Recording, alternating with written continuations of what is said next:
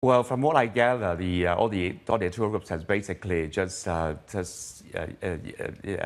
stopped coming in, and all the hotels that have been booked, I think a lot of people are gambling on the hotel rooms and things like that, and sort of I think they lost tremendously.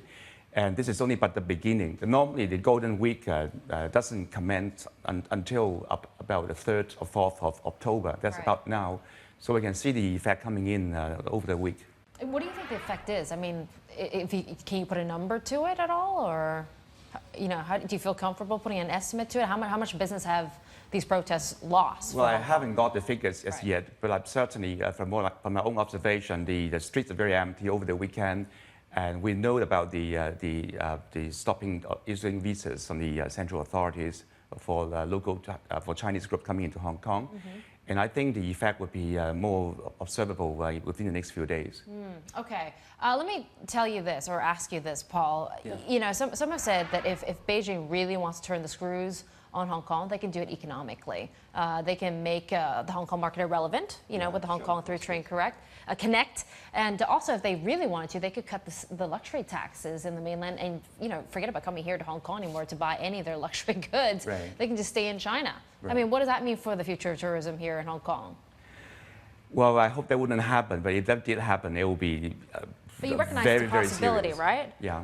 Yeah. Certainly, there are a lot of strategies, a lot of policies that the Chinese government can take even before the use of force or anything that people of Hong Kong are most concerned about, the PLA in Hong Kong and all that.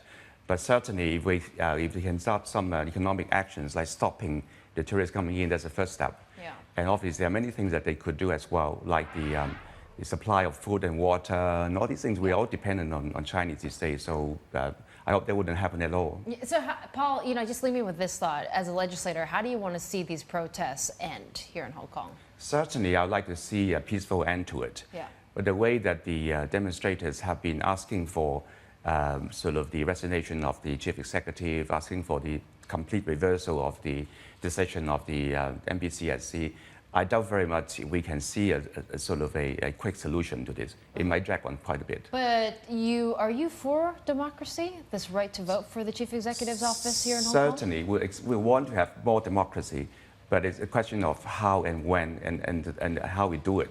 And I'm a bit concerned at the moment the way that the students are doing it may not get on the right side of the central government. So let's just hope for the best.